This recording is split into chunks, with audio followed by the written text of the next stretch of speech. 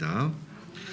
오늘은 성탄 후 둘째 주일입니다. 그리고 신년 주일이어서 오늘 주시는 말씀을 생명 치유 회복 하나님의 의를 이룹시다 2022년 주제로 말씀 제목을 삼았습니다. 금년에도 우리의 해야 될 일들이 적지 않습니다. 코로나 종식시켜야 되고요. 또 복잡하고 격동하는 대통령 선거를 비롯해서 정치 경제 모든 일에 있어서 그야말로 큰 변화가 예상되는 금년 2022년입니다. 이러한 때 이 모든 일들이 다 중요합니다마는 그보다 먼저 우리에게 중요한 것은 하나님의 말씀입니다. 생명, 치유, 회복의 은총을 우리가 입지 아니하면 이 문제를 감당할 수가 없습니다. 생명, 치유, 회복, 빛의 역사로 어둠을 물리치는 주의 종들과 가정과 운영하시는 모든 기업, 몸담고 있는 모든 직장들이 되기를 주님의 이름으로 축복합니다. 이를 위해서 오늘 주시는 말씀 이사야 66장은 이사야는 이렇게 선포했습니다. 하나님 말씀이죠. 먼저 예배에 충실하라. 마태복음 3장은 예수님이 세례 받으시는 장면을 위해서 예수님이 세례를 베풀어야 되시는 분인데 세례 받으시는 이유를 말씀하고 계십니다. 하나님의 의를 위해서 세례를 받으라. 주님처럼 자기를 낮추고 세례를 받을 때에 성령으로 충만해야 하는 역사가 있다는 말씀입니다. 계시록 21장을 보면 천국에 있는 생명책에 기록될 빛의 자녀가 되라. 그러한 말씀을 주셨습니다. 요한의 설교 내용인데 이 세 가지 말씀을 요약을 하면 이른바 힘들고 복잡하고 지칠수록 지쳐있는 몸이 우리의 상황입니다. 생명, 치유, 회복의 신 하나님의 의를 붙들고 오늘 또 믿음으로 나아가라. 이것이 바로 2022년 주제가 되는 것입니다. 생명은 우리의 근본에서 출발을 합니다. 하나님이 우리에게 빛이 있으라 하시면서 모든 생명을 이루어 주셨기 때문입니다. 오늘날 상황에 우리가 다시 근본으로 돌아가야만 되는 이유가 과연 뭘까요? 그것은 사람이 환경에 항상 익숙해지기 쉽기 때문입니다. 익숙해지면 불편한 것이 불편한 줄도 모릅니다. 편한 것이 편한 것인 줄도 모릅니다. 익숙함이라고 하는 것은 적응이 되는 것인데 결국에는 이것도 저것도 파악할 수 없는 상태로 만들어버리기 때문에 그런 것입니다. 그러면 현실 문제에서 도태되어 결국에는 반복적인 악순환에 이를 수밖에 없는 것입니다. 우리에게 모든 일들이 힘들지만 익숙해져서 해결점을 찾지 못하고 있는 것이 우리의 현실인데 이 해결점을 찾지 못할 때에 우리는 어떻게 해야 될까요?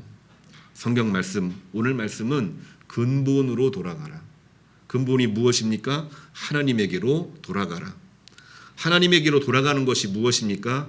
예배하라. 성령 충만하라.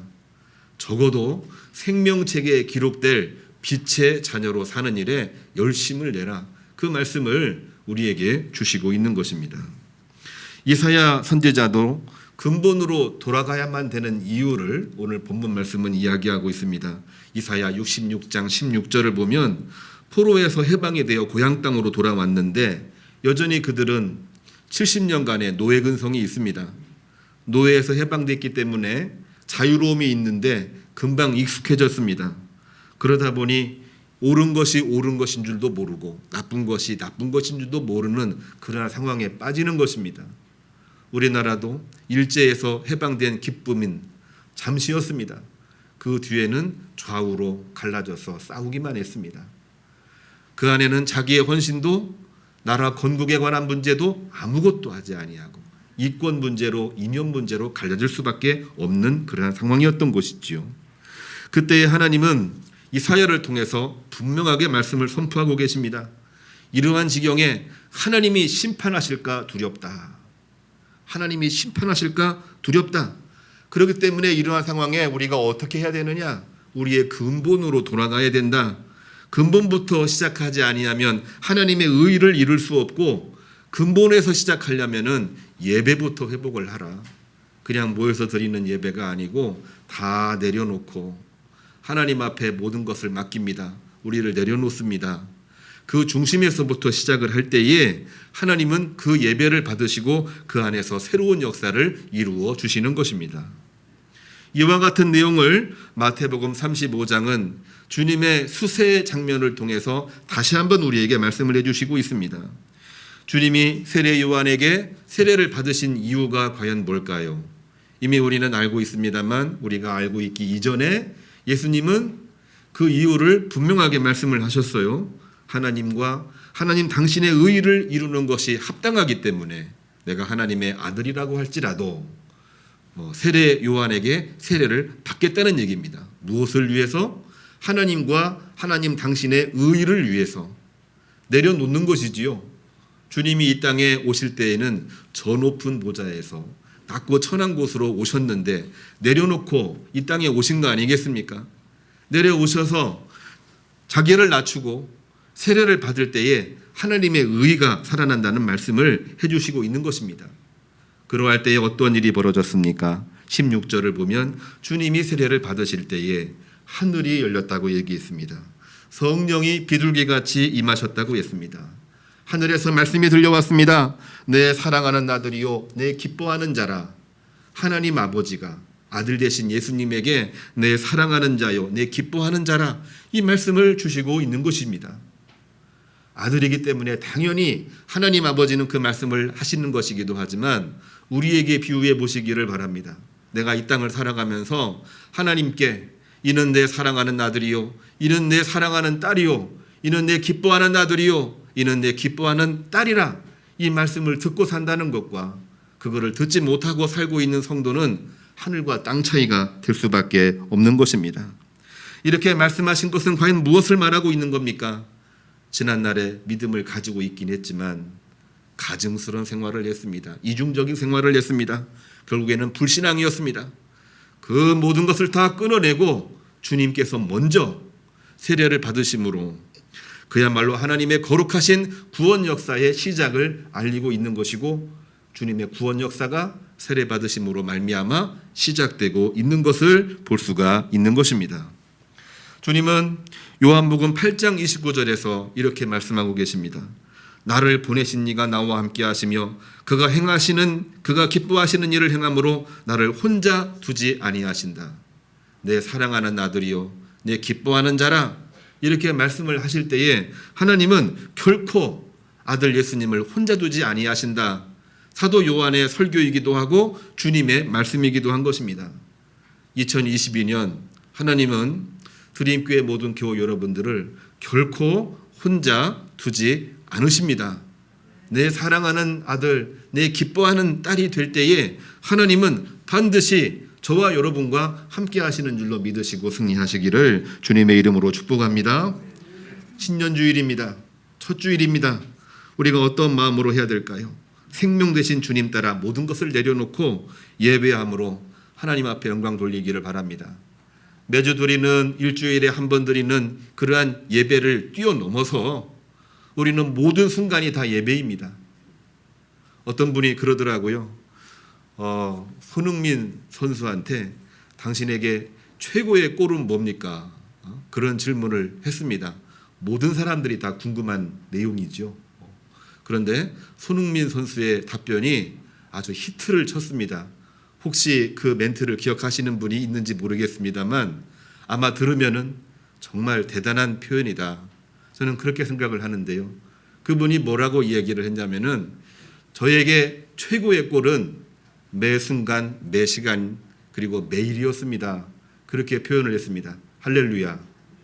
우리의 예배는요 일주일에 한 번 하는 것이 아니라 우리의 믿음은 필요한 때 하는 것이 아니라 우리의 예배와 우리의 승리는 매 순간인 것입니다. 매 시간마다 예배에서 승리하는 것이고 매 순간마다 최고의 예배가 될 때에 우리 삶에 승리가 있는 줄로 믿으시기를 주님의 이름으로 축복합니다. 근본으로 돌아가서 예배를 드릴 때에 우리는 거기에서부터 승리하고 나머지 모든 일에도 승리하시는 줄로 믿으시기를 주님의 이름으로 축복합니다. 두 번째로는 생명은 치유 회복으로 완결됩니다. 이번 주제가 생명 치유 회복인데요. 생명 되신 주님은 우리의 생명을 위해서 스스로 화목제 제물이 되셨습니다.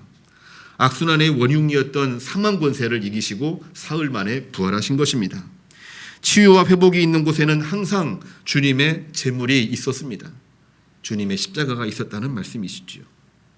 옷자락을 만진 혈루증 여인에게 주님의 능력이 나갔듯이 십자가상에서 다 이루었다 이 말씀을 하시는 순간 성전 휘장이 찢어지고 바위가 터지며 치유 회복의 역사가 이루어지게 된 것입니다.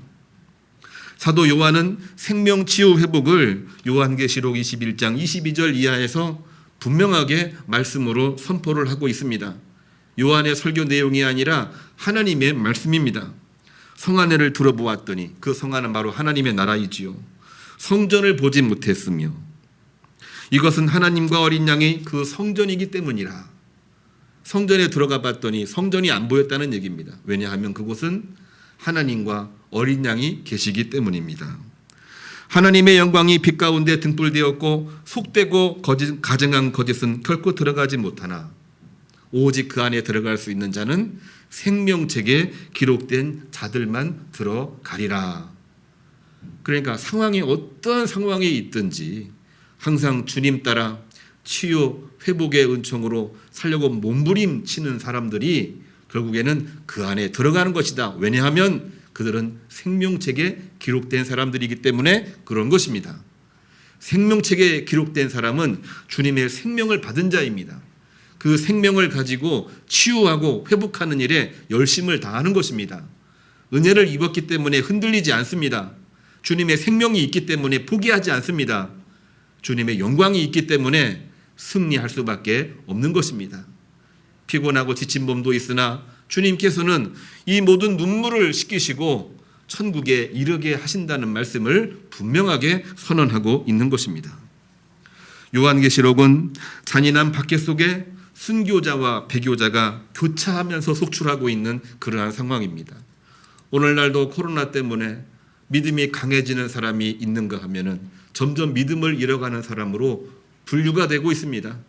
순교자가 되느냐, 배교자가 되느냐, 우리들 눈에는 잘 안 보이나요? 그러나 하나님은 분명하게 알고 계시는 것입니다. 그러한 중에 사도 요한은 하나님의 말씀을 선언하고 있는 것입니다. 믿음으로 몸부림치는 성도를 치유하고 회복하는 말씀이 바로 요한계시록의 말씀입니다. 그곳에는 주님의 생명이 있습니다. 생명 대신 주님의 물 품고 있다면 우리에게는 반드시 치유, 회복이 있는 것입니다. 시편 기자 시편 147편 13절로 15절, 오늘 시편 9절이 병행 구절로 나와 있습니다. 그가 내 문빗장을 견고하게 하시고 내 자녀에게 복을 주셨으며 내 경내를 편안하게 하시고 너를 배불리시는 말씀을 속히 이루시리라. 시편 기자의 고백입니다. 몸부림치며 기도했던 그 시인과 함께 더불어 하나님을 찬미했던 모든 백성들이 하나님 앞에 드릴 찬송의 내용인 것입니다. 생명 치유 회복으로 하나님의 의를 이루시고 다른 모든 문제도 형통의 은총이 있기를 주님의 이름으로 축복합니다. 기도하겠습니다. 하나님 참으로 감사를 드립니다. 2022년 새해를 시작하게 하시고 말씀을 주셨습니다. 생명 치유 회복, 하나님의 의를 말씀으로 주셨습니다. 이 말씀 가지고 2022년도 주님의 이름으로 승리하는 새해 신년 되게 복을 허락하여 주시옵소서. 예수님의 이름으로 기도합니다. 아멘.